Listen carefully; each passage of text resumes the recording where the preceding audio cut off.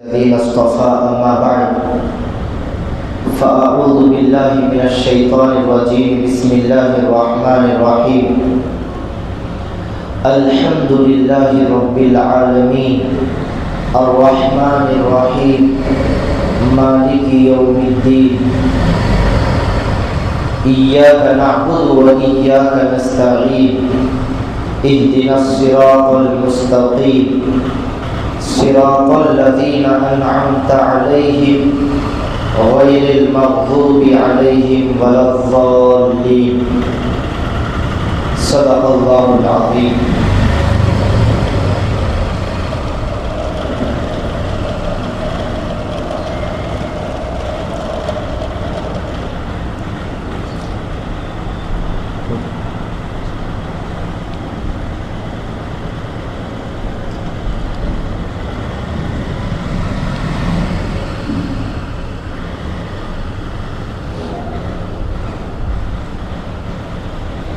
محترم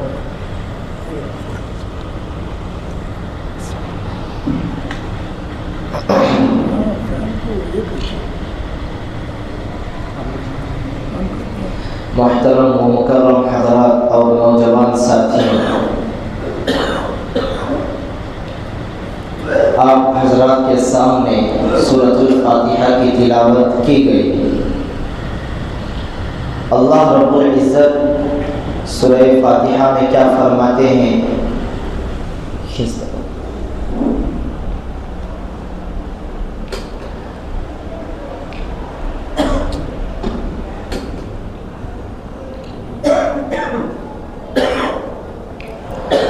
سب سے پہلے ہم جب قرآن مجید کو پڑھتے ہیں تو تعوذ اور تسمیہ پڑھتے ہیں.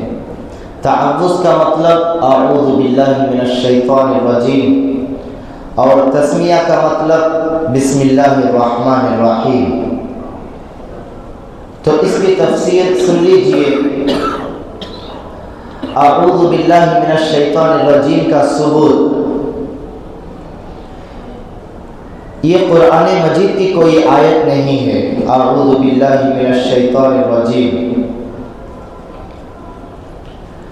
جب قرآن مجید بندہ پڑھتا ہے تو شیطان کی طرف سے وسوسے آتے ہیں. شیطان ادھر ادھر کے خیالات لاتا ہے اور شیطان کی یہ کوشش ہوتی ہے کہ یکسوئی ختم ہو جائے. جو یکسوئی سے جو جم کر جو قرآن شریف پڑھنے کی کوشش کرتے ہیں تو ادھر ادھر کے خیالات لانے کی شیطان کوشش کرتا ہے، اپنی طرف سے وسوسے ڈالتا ہے. تو ان وسوسوں کو ختم کرنے کے لیے یہ اعوذ باللہ من الشیطان الرجیم پڑھا جاتا ہے. اس کا ثبوت کہاں سے ہے؟ سورۃ نمل میں اللہ رب العزت فرماتے ہیں فَإِذَا قَرَأْتَ الْقُرْآنَ فَاسْتَعِذْ بِاللَّهِ مِنَ الشَّيْطَانِ الرَّجِيمِ. سو جب قرآن کریم جب پڑھنے لگو تو شیطان مردود سے اللہ کی پناہ مانگا کرو. تو اسی آیت کریمہ کو لے کر فقہاء کرام نے لکھا ہے کہ اعوذ باللہ من الشیطان الرجیم پڑھنا چاہیے.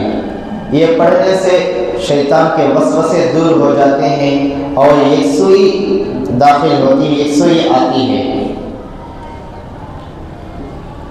میں اللہ کی پناہ مانگتا ہوں مردود اور ملعون شیطان سے. بسم اللہ الرحمن الرحیم، اللہ کے نام سے شروع کرتا ہوں جو بے حد مہربان اور نہایت رحم کرنے والا ہے. یہ بسم اللہ الرحمن الرحیم تمام ائمہ کے نزدیک، تمام اہل اسلام کے نزدیک قرآن کریم کی ایک آیت ہے. سورہ نمل میں اللہ رب العزت فرماتے ہیں انہ من سلیمان و انہ بسم اللہ الرحمن الرحیم. یہ بسم اللہ الرحمن الرحیم مستقل قرآن کریم کی ایک آیت ہے، ہر سورت کی ایک آیت نہیں ہے.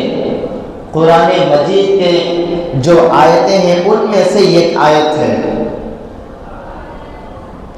اور بسم اللہ الرحمن الرحیم کو ہر سورت کے درمیان، دونوں صورتوں کے درمیان فصل کرنے کے لیے، جدا کرنے کے لیے بسم اللہ الرحمن الرحیم لکھی جاتی ہے، اور لکھی گئی ہے سوائے سورہ توبہ کے۔ سورہ توبہ میں بسم اللہ الرحمن الرحیم نہیں لکھے ہیں۔ اس کے بعد مابقیہ جتنی بھی صورتیں ہیں، ہر صورت کے شروع میں بسم اللہ الرحمن الرحیم لکھے ہیں۔ اب لکھنے کا مطلب کیا ہے کہ وہ صورت وہاں پر ختم، یہاں سے دوسری صورت شروع ہو رہی ہے۔ اس ممتاز کرنے کے لیے، فرق کرنے کے لیے دونوں صورتوں میں بسم اللہ الرحمن الرحیم لکھے ہیں۔ بسم اللہ الرحمن الرحیم کا مطلب کیا ہے؟ شروع اللہ کے نام سے جو نہایت رحم والا، جو مہربان ہے۔ دیکھیے اس سے یہاں پر ایک مسئلہ ہم کو سمجھ میں آتا ہے۔ بسم اللہ، یہ اللہ کے نام سے ہم شروع کر رہے ہیں۔ اللہ رب العزت جو قرآن کریم کی سب سے پہلی آیت جو نازل کی وہ ہے سورہ علق کے شروع کی 5 آیتیں، اقرأ بسم ربک، کہ اپنے رب کے نام سے پڑھیے۔ تو جب یہ آیت نازل ہوئی تب سے اللہ کے نبی صلی اللہ علیہ وسلم کا معمول تھا کہ قرآن کریم پڑھنے سے پہلے بسم اللہ الرحمن الرحیم پڑھتے تھے۔ اس سے پہلے اللہ کے نام سے شروع کرتے تھے، لکھنا ہو یا پڑھنا ہو اللہ کے نام سے شروع کرتے تھے۔ لیکن جب یہ انہ من سلیمان و انہ بسم اللہ الرحمن الرحیم، یہ سورہ نمل کی جو آیت نازل ہوئی، اس کے بعد اللہ کے نبی صلی اللہ علیہ وسلم بسم اللہ الرحمن الرحیم ہی پڑھتے تھے۔ اور یہ کیوں پڑھتے ہیں؟ دیکھیے پہلے زمانے میں، زمانہ جاہلیت میں، یہ آیت اور قرآن مجید نازل ہونے سے پہلے جب کفار مکہ کوئی بھی کام شروع کرتے تھے تو بتوں کے نام لے کر شروع کرتے تھے۔ بہت سارے بت ہوتے تھے، وہ ان کو پوجتے تھے، ان کی عبادت کرتے تھے۔ ہر کام کے لیے الگ الگ بت ہوا کرتے تھے، تو وہ جو بھی کام کرتے تھے تو وہ اپنے بتوں کے نام سے وہ کام شروع کرتے تھے۔ اس زمانہ جاہلیت کی رسم کو مٹانے کے لیے اللہ کے نبی صلی اللہ علیہ وسلم نے فرمایا کہ ہر اچھے کام میں بسم اللہ پڑھا کرو تاکہ وہ ختم ہو جائے۔ جو زمانہ جاہلیت میں کفار کے درمیان رسم تھی وہ رسم ختم ہو جائے، اور ہر اچھا کام بسم اللہ الرحمن الرحیم سے شروع کرنا چاہیے۔ یہاں پر بسم اللہ یہ جملہ ہے، اس کے بعد الرحمن الرحیم ایک جملہ۔ الرحمن الرحیم یہ دونوں اللہ تعالیٰ کے صفات ہیں۔ الرحمن یہ عام الرحمہ ہے، یعنی اللہ تعالیٰ کی رحمت سارے بندوں کے اوپر ہے، سارے بندوں کے اوپر۔ جب سے یہ کائنات بنی ہے، جب سے اس عالم کا وجود ہوا ہے، اور اب تک جو چیز بھی پیدا ہوئی ہے، جو چیز بنی ہے، اور تا قیامت جو چیز بھی بنے گی، جو چیز بھی پیدا ہوگی، ان سب کے اوپر اللہ کی رحمت یکساں اور برابر ہے۔ اس میں مسلمان، کافر، یہودی، نصرانی، اس میں اس کا فرق نہیں ہے۔ الرحمن کا مطلب بھی یہی ہے، عام الرحمہ۔ اس میں کافر بھی ہے، اس میں مسلمان بھی ہے۔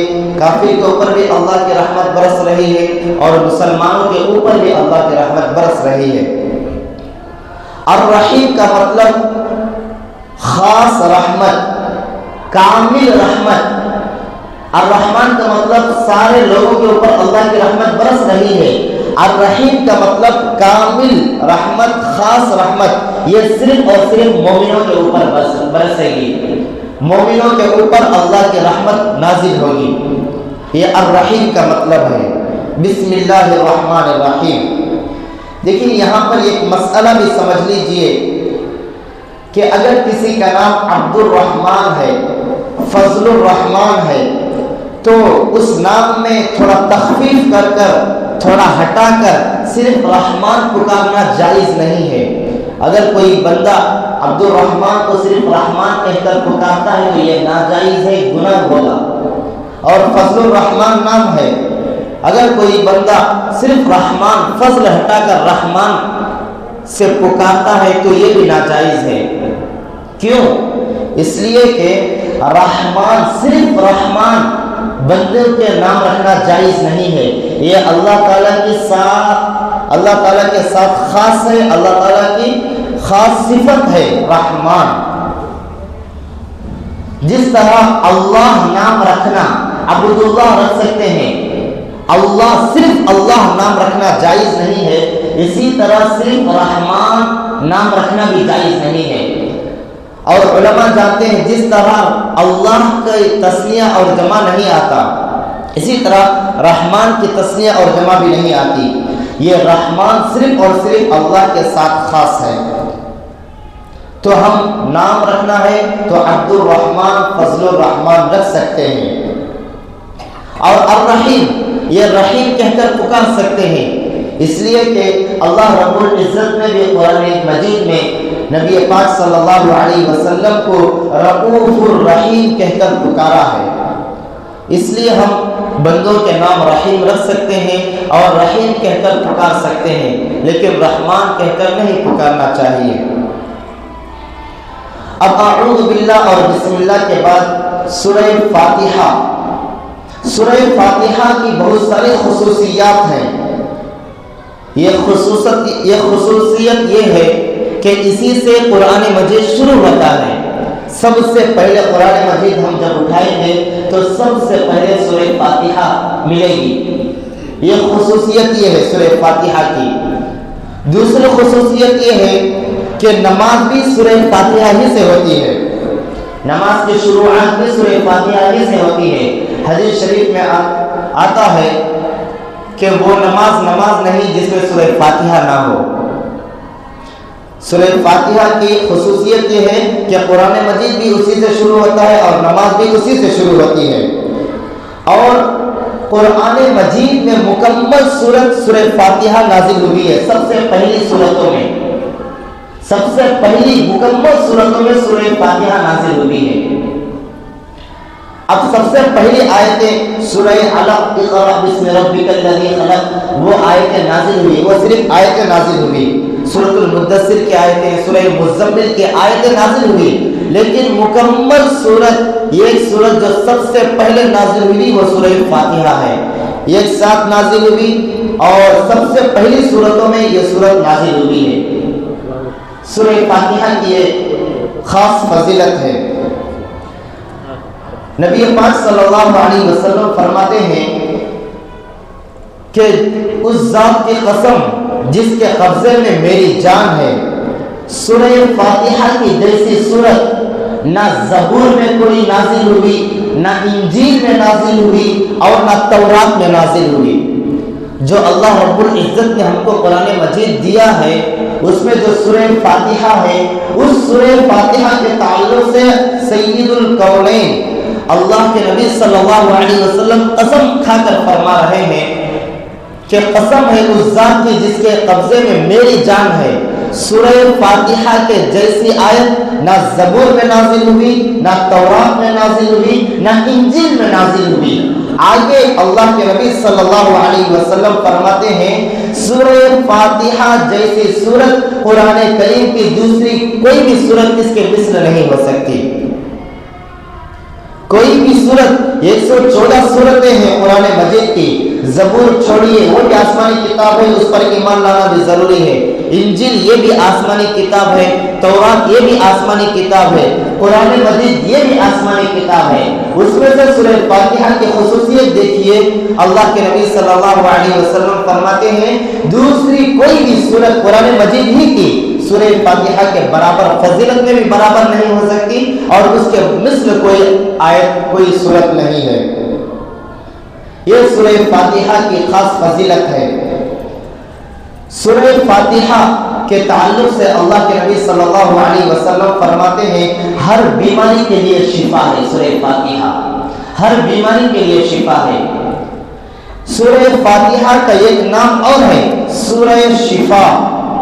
اگر کوئی بندے کی طبیعت خراب ہے، بیمار، کوئی کسی بھی بیماری میں مبتلا ہے، پیٹ درد ہے، سر درد ہے یا بخار ہے، کسی بھی بیماری میں کیوں نہ مبتلا ہو، کوئی چھوٹی سے چھوٹی بڑی سے بڑی اگر کوئی بھی بیماری بھی اگر کوئی بندہ مبتلا ہے تو عقیدت کے ساتھ یقین کرتے ہوئے اگر کوئی بندہ سورہ فاتحہ پڑھ کر اس پر دم کرتا ہے تو انشاءاللہ اللہ کی ذات سے قطعی امید ہے کہ اللہ تعالیٰ اس کو مکمل شفا عطا فرمائیں گے۔ سورہ فاتحہ کا ایک نام ہی سورہ شفا ہے، اور اللہ کے نبی صلی اللہ علیہ وسلم فرما رہے ہیں کہ الحمدللہ رب العالمین، اس جیسی صورت اور کوئی نہیں ہے۔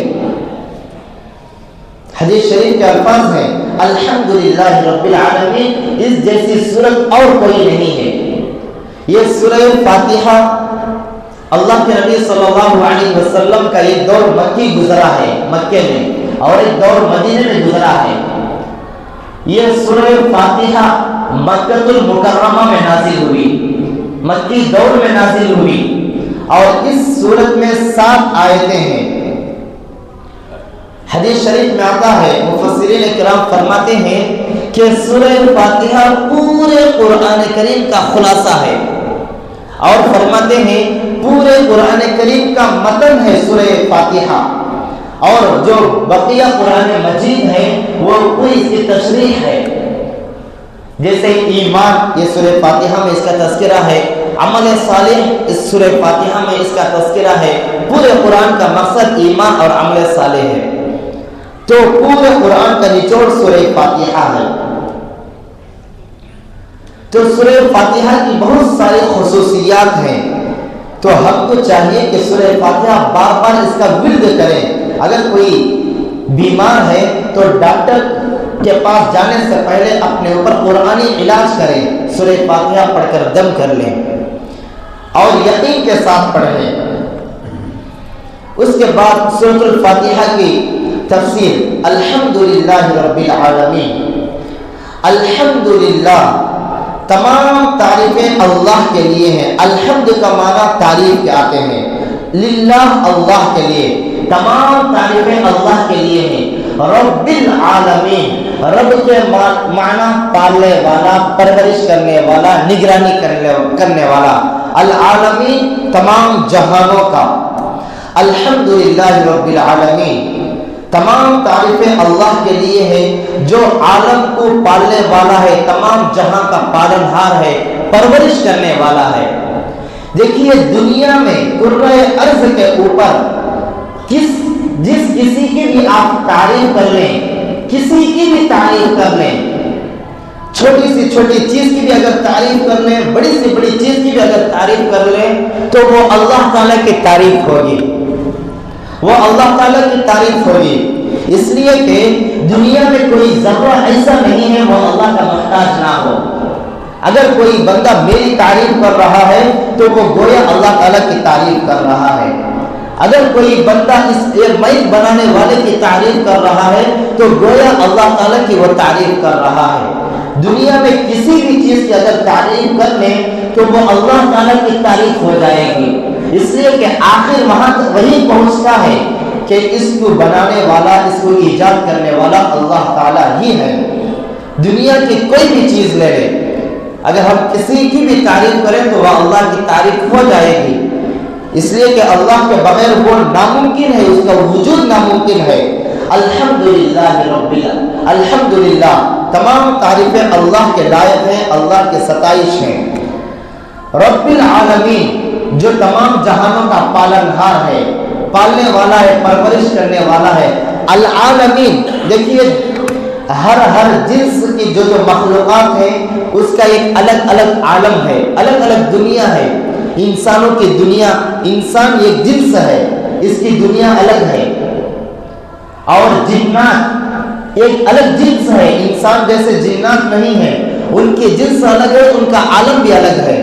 اور فرشتے، ملائکہ، ان کا عالم الگ ہے۔ یہ تمام، اور عالم انس، عالم جن، عالم ملائکہ، ان تمام عالموں کا پالنہار اور ان تمام عالموں کا نگہبان، نگرانی کرنے والا، تربیت کرنے والا اللہ رب العزت ہی ہے۔ الحمدللہ رب العالمین۔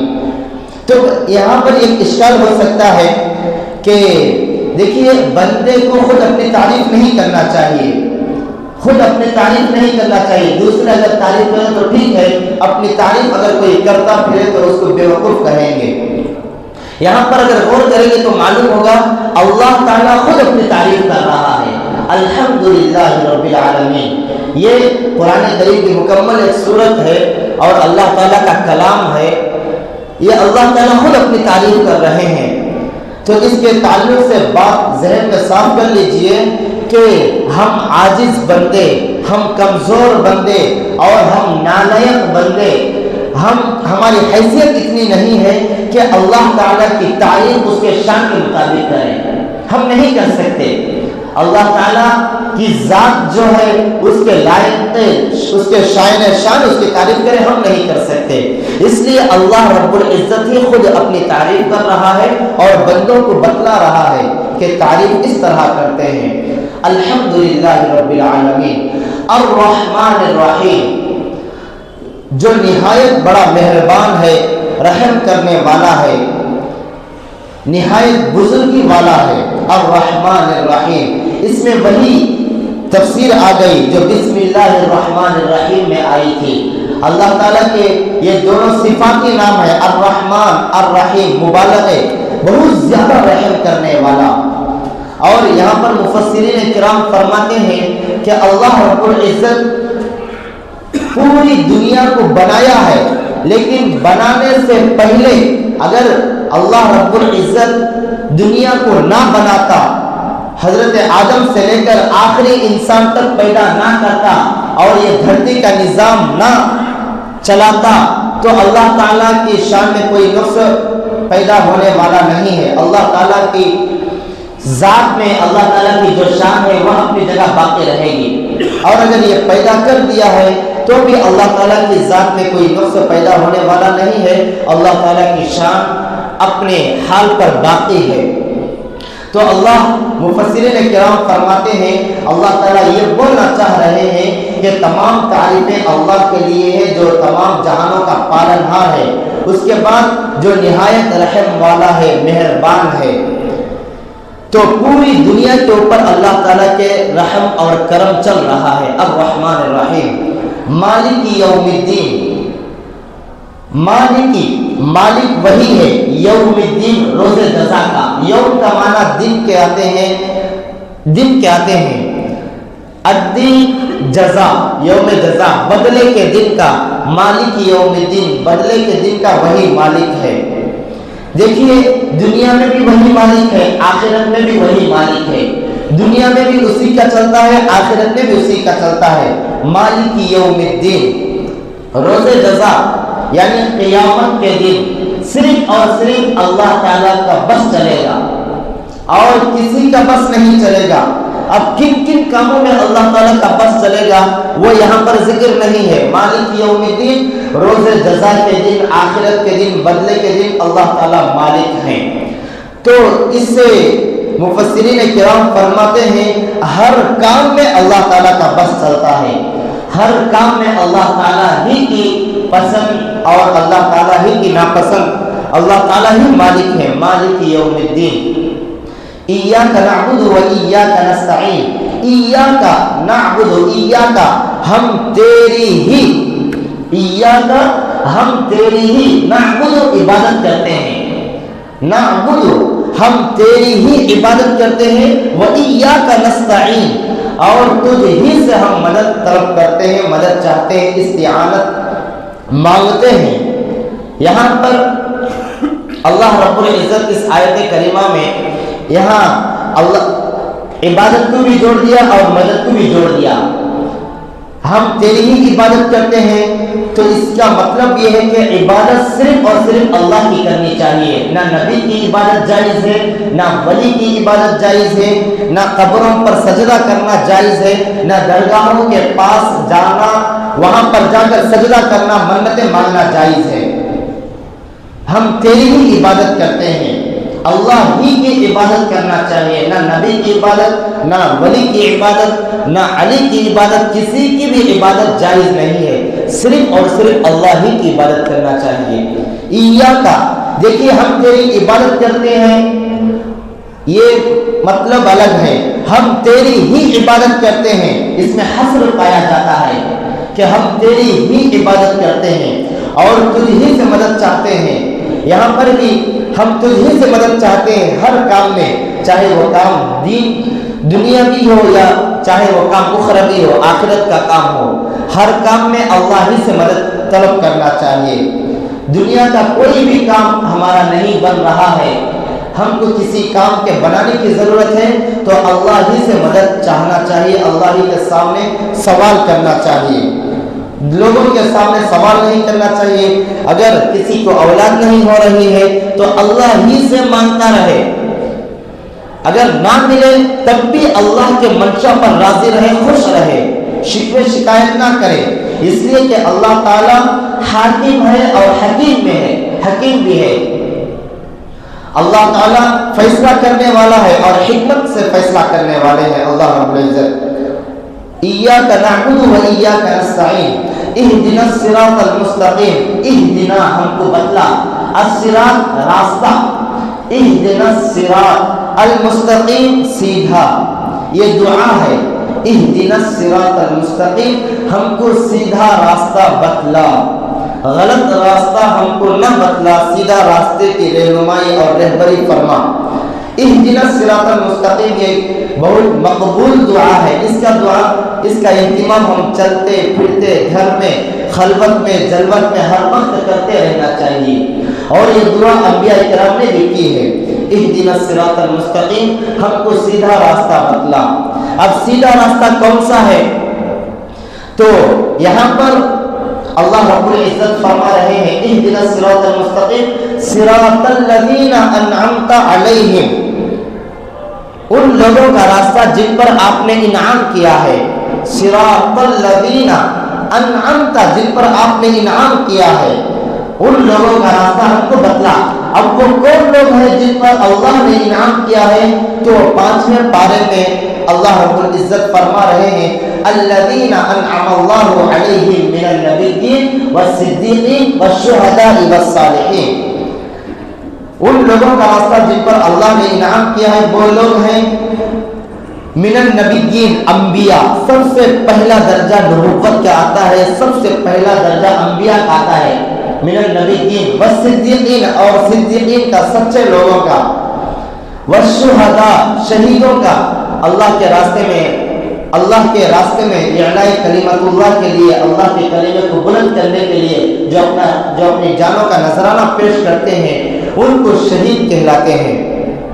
شہداء والصالحین اور نیک لوگ، نیک لوگوں کا مطلب جس کا ظاہر بھی پاک ہو، جس کا باطن بھی پاک ہو، فرائض کے ساتھ ساتھ سنن و مستحبات کا بھی پابند ہو، متبع سنت و رسول ہو، نبی پاک صلی اللہ علیہ وسلم کی بھی اتباع کر رہا ہو اور قرآن کریم اللہ کے احکامات کی بھی اتباع کر رہا ہو، یہ صالحین ہیں۔ صراط الذین انعمت علیہم، ان لوگوں کا راستہ جن پر آپ نے انعام کیا، وہ کون لوگ ہیں؟ الذین انعم اللہ علیہم من النبیین والصدیقین والشہداء والصالحین غیر المغضوب علیہم ولا الضالین۔ آئیے اللہ رب العزت یہ دعا کے طور پر ہی فرما رہے ہیں ان لوگوں کا راستہ ہم کو نہ نکلا جن پر آپ کا غضب نازل ہوا، غیر المغضوب علیہم، علیہم ان لوگوں پر، المغضوب غضب، غیر المغضوب علیہم نہ کہ ان لوگوں کا جن پر آپ کا غضب نازل ہوا، آپ کا غصہ جن پر نازل ہوا، ان لوگوں کا راستہ ہم کو نہ دکھلا۔ اس سے مراد یہود ہے، یعنی سب کچھ جاننے کے باوجود بھی وہ اپنی منمانی اور خواہشات نفس کی پیروی کرتے ہوئے دین پر نہیں چلے، ان سے مراد یہود ہیں۔ ولا الضالین، اور جو گم شدہ ہیں، جو راہ راستہ سے ہٹ چکے ہیں، ان کا راستہ بھی ہم کو مت دکھلا۔ ان سے مراد نصارہ ہیں، نصارہ ہیں، حضرت عیسیٰ علیہ السلام کے ماننے والے یہود، حضرت موسیٰ علیہ السلام کے ماننے والے ان کے امتی، نصارہ حضرت عیسیٰ علیہ السلام کے ماننے والے۔ یہود تو اپنے نبیوں کو قتل کیے، یہود تو اپنے نبیوں کی تذلیل کی، اپنے نبیوں کی توہین کی. ادھر نصارہ کی طرف اگر دیکھتے ہیں وہ تفرید سے کام لیے. یہود یعنی انبیاء کو قتل کر ڈالے، انبیاء کو اپنی حیثیت سے نیچے گھٹا دیے.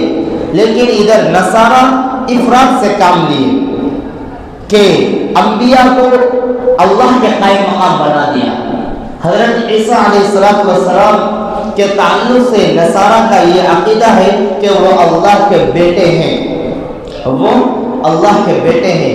جبکہ قرآن مجید میں اللہ رب العزت فرما رہے ہیں قل هو اللہ احد اللہ الصمد لم یلد ولم یولد، لم یلد ولم یولد. اللہ تعالیٰ کا نہ کوئی بیٹا ہے، اللہ تعالیٰ کی نہ کوئی ماں ہے، نہ اللہ تعالیٰ کا کوئی بیٹا ہے. اللہ تعالیٰ کسی سے جن کر نہیں آیا اور نہ اللہ تعالیٰ کسی کو جنا ہے. وَلَمْ يَكُنْ لَهُ كُفُوًا أَحَدٌ، ان تمام چیزوں سے وہ پاک ہے، منزہ ہے. لیکن ادھر یہود تفرید سے کام لیے، نصارہ افراد سے کام لیے. یہ سورۃ الفاتحہ کا خلاصہ ہے. الحمدللہ رب العالمین، تمام تعریفیں اس اللہ کے لیے ہیں جو تمام جہانوں کا پالنہار ہے. الرحمن الرحیم، جو نہایت مہربان اور رحم کرنے والا ہے.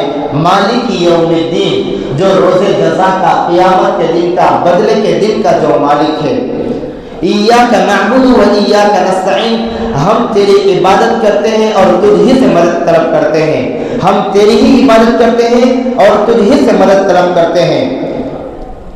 اہدنا الصراط المستقیم، ہم کو سیدھا راستہ دکھلا، ان لوگوں کا راستہ جن پر آپ نے انعام کیا. صراط الذین انعمت علیہم غیر المغضوب علیہم ولا الضالین، اور نہ ان لوگوں کا راستہ جن پر آپ کا غضب نازل ہوا اور جو بھٹک گئے، گمراہ ہو گئے، گم ہو گئے.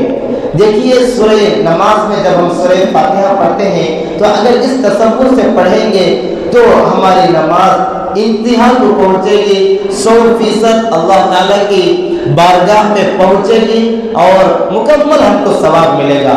اور سورہ فاتحہ کے پڑھنے میں بھی ہم کو لذت ملے گی، حلاوت ملے گی.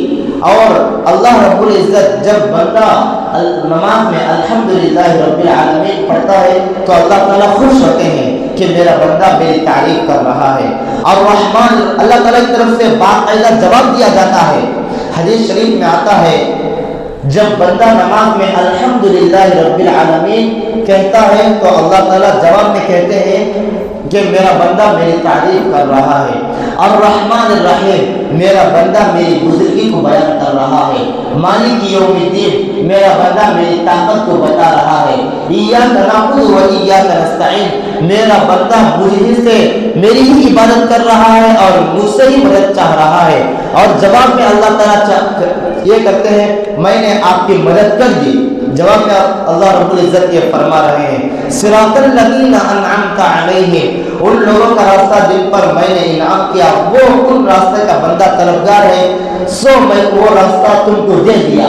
غیر المغضوب علیہم ولا الضالین، اور ان لوگوں کا راستہ جن پر میرا غضب، میرا قہر، میری ناراضگی ہوئی، ان لوگوں سے میں نے بچا لیا اور ان راستوں سے جانے سے میں بچا لیا.